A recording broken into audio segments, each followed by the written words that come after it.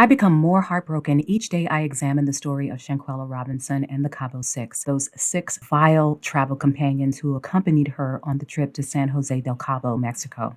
And today, it didn't get any better when I discovered another bombshell revelation about this case while working on part 3 of this video series, The Timeline. Part 3 is coming, but I had to bring this to you immediately upon finding it. As far as I'm concerned, this is breaking news because no one is reporting on this. You are not going to believe this. In fact, you might want to sit down for this one because it's about to blow you away. What I'm about to tell you absolutely makes it worse for the doctor, Khalil, and Nazir, who crosses his heart and hopes to die in efforts to convince us he didn't know anything.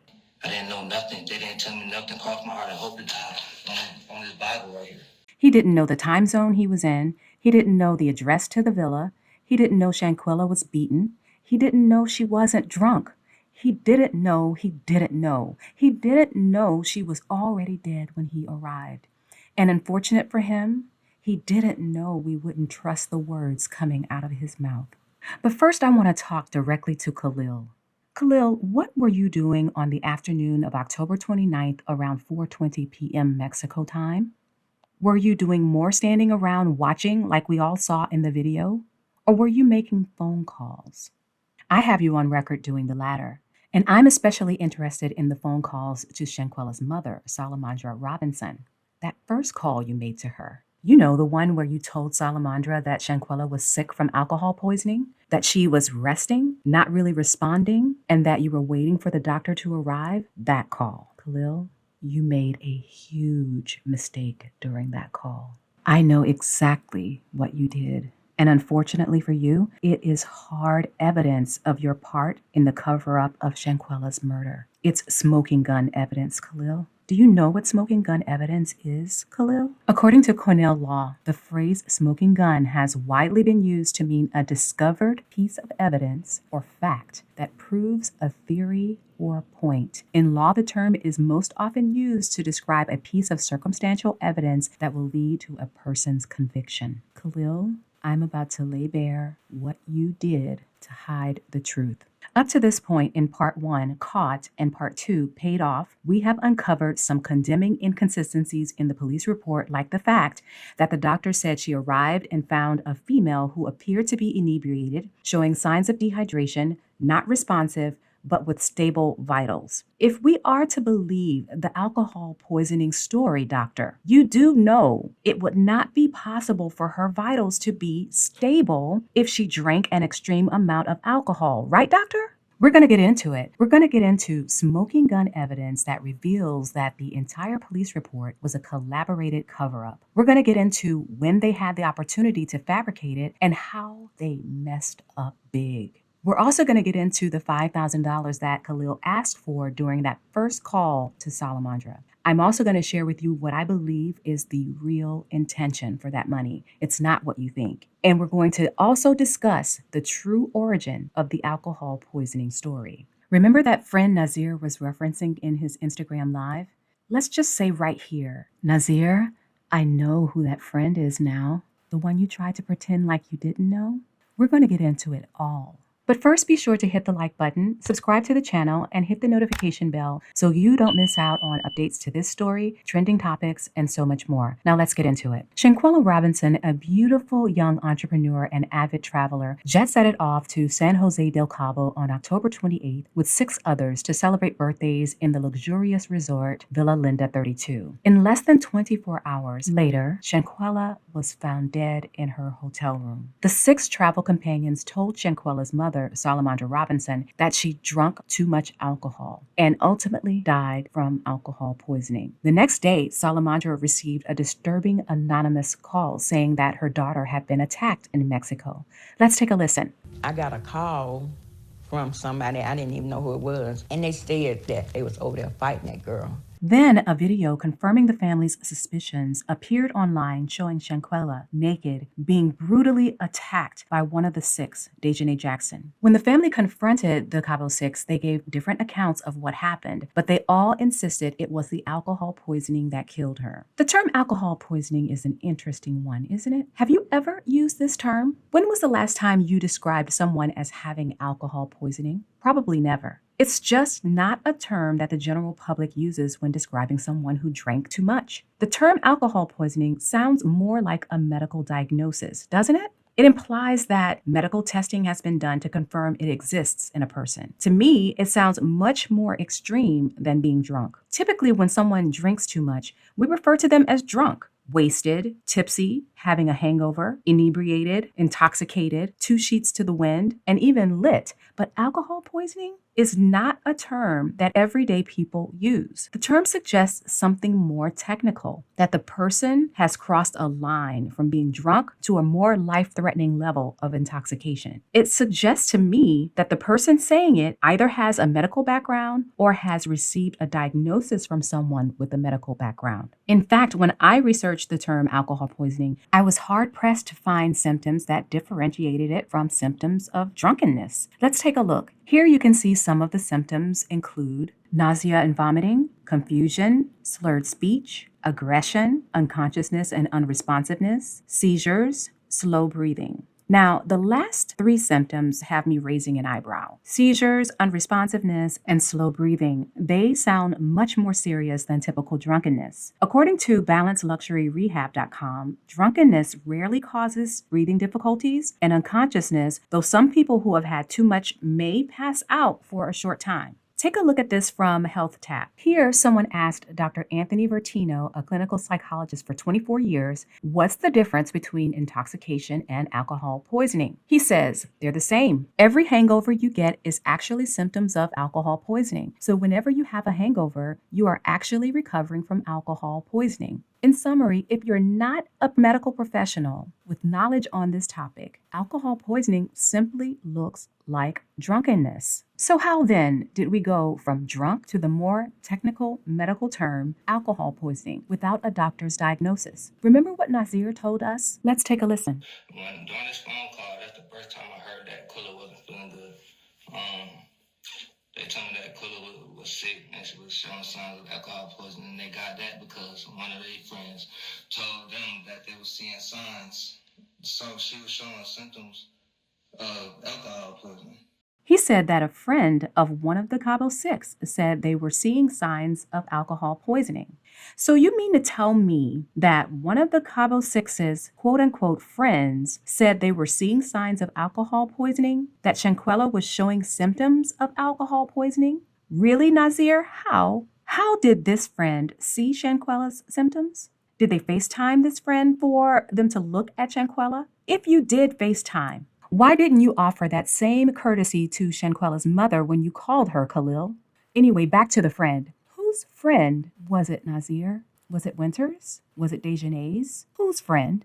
What was their name? Nazir, you have no idea, but I am about to lay bare the name of that friend. You know this friend too, don't you? So here's what we know about Saturday, October 29th, the day of Shanquella's murder. By the way, I've explained all of this in part 1, Caught, and part 2, Paid Off. If you haven't seen those, you might want to review those first. So on October 29th, Shanquella was attacked by Dejanay Jackson in the morning. We know that the death blow took place on the video. Medical experts have confirmed this. We also know that the Cabo Six set it up for the maid to find Shanquella. They made it look like an accidental death by falling in the bathroom because she was drunk. This is documented in El Independiente newspaper. You can see it here. The Attorney General stated in an interview with the newspaper that at first the friends made it look like an accidental death by falling in the bathroom because she was drunk. Now, this was translated from Spanish to English, but I want you to notice that even the AG uses the term drunk, not alcohol poisoning. Ride with me here. So the next thing was Nazir's arrival, and he had a lot to say about them moving her body around the villa.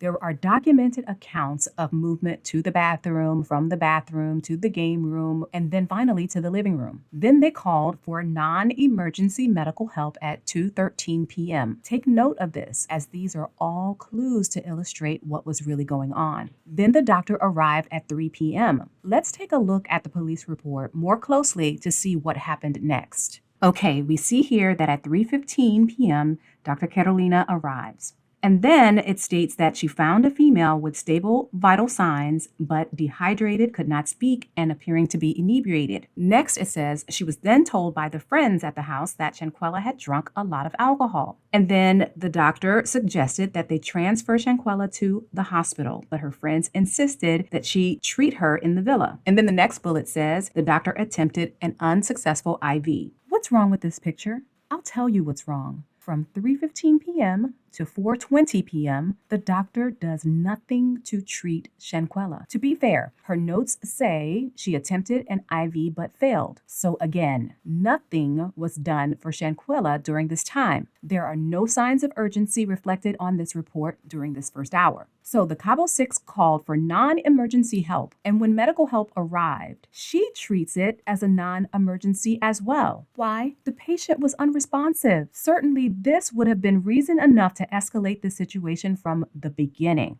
Instead of immediately calling for an ambulance, she chose to have conversation. Take a look. It's here in the report. There are 4 bullets here, and only one speaks of any action. Here we see one bullet to represent a single question and another bullet to represent a single comment, but no action, no urgency, no emergency, and a whole hour transpires. Notice the level of detail on each bullet after 4:20 p.m. We now see one bullet for a whole list of activities. It's like 2 different people gave this account. The first hour, no detail, but then at 4:20, we see Shanquella had a seizure lasting less than a minute with sphincter relaxation, at which time Winter Donovan dials 911 requesting an ambulance. Then she speaks of Shanquella exhibiting difficulty breathing and a decreased pulse, and so on and so on. Very detailed after 4:20 p.m., right? So, the doctor who arrived on the scene to find a non-responsive patient and did nothing for an entire hour tells me through her own documentation that she didn't deem the situation an emergency either. She didn't leap into action until 4:20 p.m. when she says Shanquella goes into a seizure. Now let me ask you, Dr. Karolina, what were you doing for a whole hour while Shanquella's body lay there in front of you unresponsive? According to your account, I see more conversation than action. Tell me, what else did you talk about during that time? Doctor, surely there's more. Let's go to Salamondra Robinson to help us fill in the details of this day. Salamondra, when Khalil called you the first time, what did he say? Well, I received a call on Saturday saying that my daughter was sick and that she had alcohol poison. But her doctor had never arrived, so I don't know where they had got the alcohol poison from. So at that time, they said a doctor was on the way to examine her. And she wasn't responding as they told me. Said she was resting a little bit, but she wasn't all the way responding as normal. So I told them to keep me informed, and I wanted to know why they couldn't take her to the emergency room. They said because they needed $5,000 cash to be seen in the emergency room. And I said, well, she has insurance. And they said they didn't take insurance by being out the country. It was a little different. Okay, so he said Shanquella's sick from alcohol poisoning. He said that the doctor was on the way. He also said that Shanquella was resting but not responding normally, and that it cost $5,000 cash for her to be seen at the emergency room. Okay, let me make sure I've got this correctly. So he told you that Shanquella was sick from alcohol poisoning, but that the doctor had not yet arrived. It's no wonder you were suspicious. How in the world did they know she had alcohol poisoning without a doctor's diagnosis? Salamondra, what time did you receive that first call? When I got the call, I was out eating about 6 or 7. Okay, so sometime between 6 and 7 p.m. North Carolina time, Khalil called you for the first time. Yes. Okay, so why don't we pick a time between 6 and 7 p.m. and check that against the police report? Let's say 6:20 p.m. That's between 6 and 7 p.m. Now, if it's 6:20 p.m. in North Carolina, what time is it in San Jose del Cabo? San Jose del Cabo is 2 hours behind North Carolina time. So that puts his call to you about 4:20 p.m. Cabo time. Let's take a look at the police report. What does it say? Wait a minute. It says that Shanquella was transitioning during this time, that she was experiencing a seizure with sphincter relaxation and there's no pulse. What did you say Khalil said again? They're saying that my daughter was sick and that she had alcohol poison, but her doctor had never arrived, so I don't know where they had got the alcohol poison from. So at that time, they said a doctor was on the way to examine her, and she wasn't responding as they told me. Said she was resting a little bit, but she wasn't all the way responding as normal. So I told them to keep me informed, and I wanted to know why they couldn't take her to the emergency room. They said because they needed $5,000 cash to be seen in the emergency room. So nothing in that call was true. In fact, we could have picked any time between 6 and 7 p.m., and the police report would not match anything Khalil said to Salamondra on that call. But the most explosive fact of this discovery is the doctor was there the whole time. She was there a full hour before Khalil made the first call to Salamondra. You can see it here in black and white, right here. What time does the report say the doctor arrived? 3:15 p.m. Cabo time. And what time did Khalil call Salamondra for the first time? 4:20 p.m. Cabo time. Let me repeat that. The doctor was there for a full hour before Khalil even called Salamondra for the very first time. Now, let me remind you what he said. He said, the doctor was on the way. How, Khalil? The doctor had arrived an hour before you called Salamondra. She was in the room. Not only that, you had an hour of idle time with the doctor, according to her own reporting, to talk about the plan to cover up this murder. What else did Khalil say? He said Shanquella was sick from alcohol poisoning. Now, we talked about this term being a medical term, didn't we? Most people say someone is drunk when they drink too much, right? In fact, when we look at the first hour on the police report, even the doctor said, the friends said she drank a lot of alcohol, not that she had alcohol poisoning. Tell me, who in that room was qualified to make that diagnosis? The friend Nazir told us about, Dr. Karolina. Nazir, you were there when she made this diagnosis. You witnessed her making this diagnosis. How do we know? Take a listen. I got there an hour later, the nurse came in the door. Now listen again to what he said about the friend. They told me that Khalil was sick and she was showing signs of alcohol poisoning. And they got that because one of their friends told them that they were seeing signs. So she was showing symptoms of alcohol poisoning. You heard him. He said it was a friend that saw signs. Then he tried to clean it up by saying that Shanquella was showing signs, as if that friend, the doctor, wasn't in the room. The first time alcohol poisoning was introduced to this story was when Khalil called Salamondra. Prior to that, the six said she drank a lot of alcohol, not alcohol poisoning. We see it here in the police report, and we saw it when the AG described them trying to make it look like an accidental death. So, when the doctor arrived on the scene, so did the alcohol poisoning story. She knew the symptoms because she's a doctor attending to calls from luxury resorts where a lot of drinking goes on. Not only that, I showed you in part 2, Paid Off, that this is a go-to cause of death Mexican officials use to cover up violent crimes and femicides. It's business as usual. What else did Khalil say? He said that Shanquella was resting, but not responding as normal. How is this possible when, according to the police report, between 4:20 and 5 p.m. Mexico time, Shanquella was transitioning? That's between 6 p.m. and 7 p.m. North Carolina time, the same time frame Khalil called Salamondra for the first time.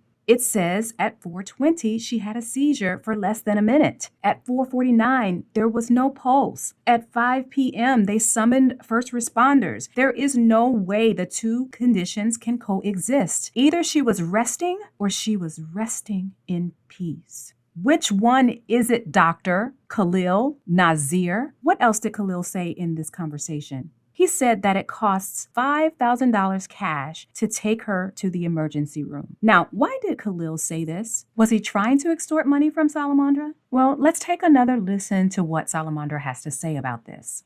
I told them to keep me informed, and I wanted to know why they couldn't take her to the emergency room. They said because they needed $5,000 cash to be seen in the emergency room. And I said, well, she has insurance.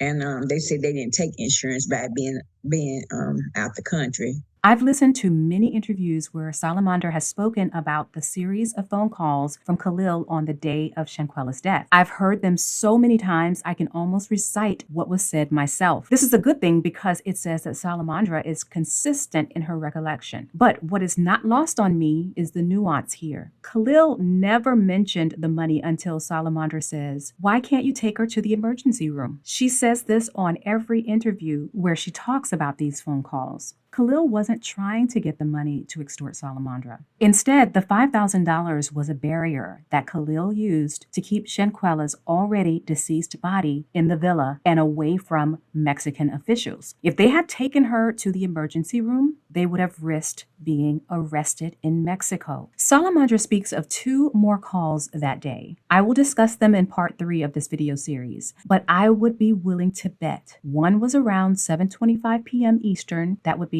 5:25 p.m. Cabo, when the ambulance arrived, and the other would have been around 7:57 p.m. Eastern, which would have been 5:57 p.m. Cabo time, when the doctor pronounced an already long before deceased Shanquella dead. It's a fact that the doctor was there 1 hour before they ever made a call to Salamondra. It's a fact that Khalil lied about everything during that call. It's a fact that the police report says that Shanquella was transitioning at the same time Khalil said they were awaiting the doctor. It's a fact that the police report describes more conversation than treatment from the doctor during that first hour. It's a fact there were no signs of urgency or a state of emergency during that first hour. Why? Because Shanquella was deceased before the doctor arrived.